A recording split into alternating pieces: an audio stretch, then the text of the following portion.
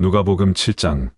현대인 성경. 예수님은 이 모든 말씀을 마치신 후에 가버나움으로 가셨다. 그때 어떤 장교에 신임받는 종이 병들어 거의 죽게 되었다. 장교는 예수님의 소문을 듣고 유대인 장로 몇 사람을 예수님께 보내 오셔서 그의 종을 좀 고쳐달라고 간청하였다. 그들이 예수님께 와서 이 사람은 주님의 도움을 받을 만도 합니다. 그는 우리 민족을 사랑하고 회당까지 지어주었습니다. 하고 간청하였다. 그래서 예수님은 그들과 함께 가셨다. 그의 집 가까이 이르렀을 때 장교는 친구들을 예수님에 보내 이렇게 전하게 하였다. 주님, 수고하지 마십시오. 저는 주님을 내 집에까지 오시게 할 만한 자격이 없습니다. 그래서 감히 나가 배울 생각조차 못했습니다. 그저 나으라는 말씀만 한 마디 해주십시오. 그러면 제 하인이 나을 것입니다. 저도 웃사람을 모시고 있고 제 아래에도 부하들이 있어서 제가 부하에게 가라 하면 가고 오라 하면 오고 내 하인에게 이 일을 하라 하면 합니다.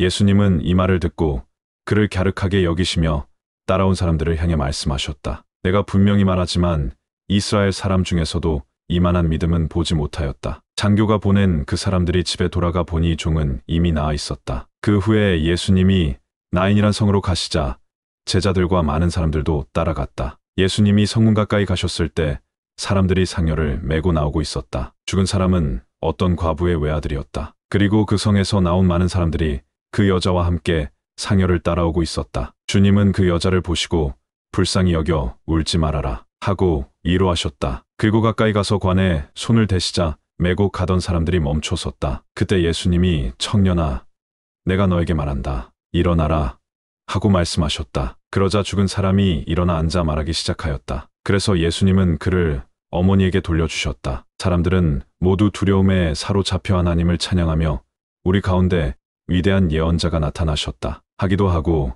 하나님께서 자기 백성을 돌보아 주셨다 하고 말하기도 하였다. 예수님에 대한 이 소문이 온 유대와 그 부근에 널리 퍼졌다. 요한의 제자들이 예수님에 대한 모든 일을 요한에게 말하자 요한은 제자 두 사람을 예수님께 보내 오실 분이 선생님입니까? 아니면 우리가 다른 분을 기다려야 합니까? 하고 물어보게 하였다. 그들이 예수님께 와서 세례 요한이 우리를 보내 오실 분이 선생님입니까? 아니면 우리가 다른 분을 기다려야 합니까? 하고 물어보라고 했습니다. 하였다. 그때 예수님은 여러 병자들과 악한 귀신에게 시달리는 사람들을 낫게 하시고 많은 소경들의 눈을 뜨게 하시다가 요한의 제자들을 보고 이렇게 대답하셨다. 너희는 가서 듣고 본 것을 요한에게 알려라. 소경이 눈을 뜨고 앉은 뱅이가 걷고 문둥병자가 깨끗해지며 귀머거리가 듣고 죽은 사람이 살아나고 가난한 사람에게 기쁜 소식이 전파된다고 하라. 그리고 나를 의심하지 않는 사람이 행복하다고 일러주어라. 요한의 제자들이 떠난 후 예수님은 사람들에게 요한에 대하여 이렇게 말씀하셨다. 너희가 무엇을 보려고 광야에 나갔느냐? 바람에 흔들리는 갈대냐? 아니면 화려한 옷을 입은 사람이냐?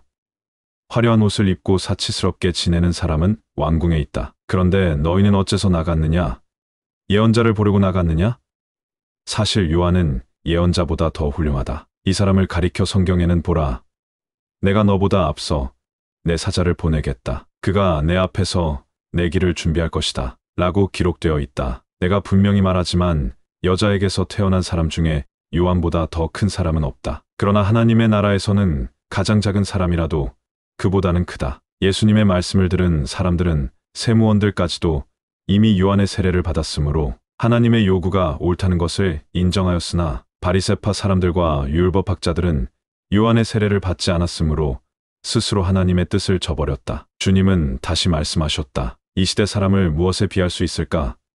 이 사람들은 무엇과 같을까? 이들은 마치 장터에 앉아서 자기 친구들에게 우리가 피를 불어도 너희가 춤추지 않고 우리가 상여 노래를 불러도 너희가 울지 않았다 하고 말하는 아이들과 같다. 세례 요한이 와서 빵도 먹지 않고 포도주도 마시지 않자 너희가 그는 귀신 들렸다 하더니 내가 와서 먹고 마시자 이 사람은 먹고 마시기를 좋아하는 사람이며 세무원과 죄인들의 친구이다 하고 말한다. 그러나 하나님의 지혜는 그것을 받아들이는 사람에 의해서 옳다는 것이 입증된다. 한 바리새파 사람이 함께 식사하자고 예수님을 초대하였다. 그래서 예수님이 그의 집에 들어가 식탁에 앉으셨을 때 그 마을에 사는 죄 많은 한 여자가 예수님이 바리새파 사람의 집에서 음식을 잡수신다는 것을 알고 향유 한 병을 가지고 와서 예수님의 뒷발치에서 울며 눈물로 예수님의 발을 적셨다. 그리고서 그 여자는 자기 머리카락으로 예수님의 발을 닦으며 거기에 입 맞추고 향유를 부었다. 예수님을 초대한 바리새파 사람은 이것을 보고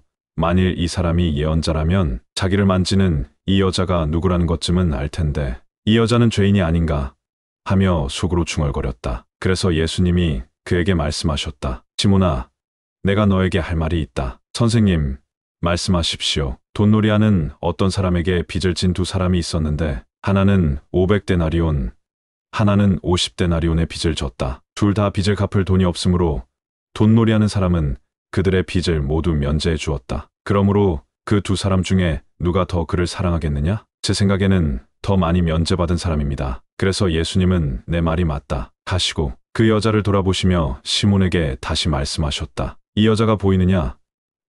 내가 내 집에 들어왔을 때 너는 나에게 발 씻을 물도 주지 않았으나 이 여자는 눈물로 내 발을 적시고 머리카락으로 닦아 주었다. 너는 나에게 입 맞추지 않았으나 이 여자는 내가 들어올 때부터 계속 내 발에 입을 맞췄다. 너는 내 머리에 아무 기름도 발라주지 않았으나 이 여자는 향유를 내 발에 부었다. 그러므로 내가 너에게 말하지만 이 여자의 많은 죄가 용서를 받았다. 그것은 이 여자가 나를 많이 사랑했기 때문이다. 그러나 적게 용서받은 사람은 적게 사랑한다. 그러고 나서 예수님은 그 여자에게 내 죄는 용서받았다 하고 말씀하셨다. 예수님과 함께 식탁에 앉아 있던 사람들은 속으로 이 사람이 도대체 누군데 남의 죄까지 용서해 주는가 하며 수군거렸다. 그러나 예수님은 그 여자에게 내 믿음이 너를 구원하였다. 평안히 가거라 하고 말씀하셨다.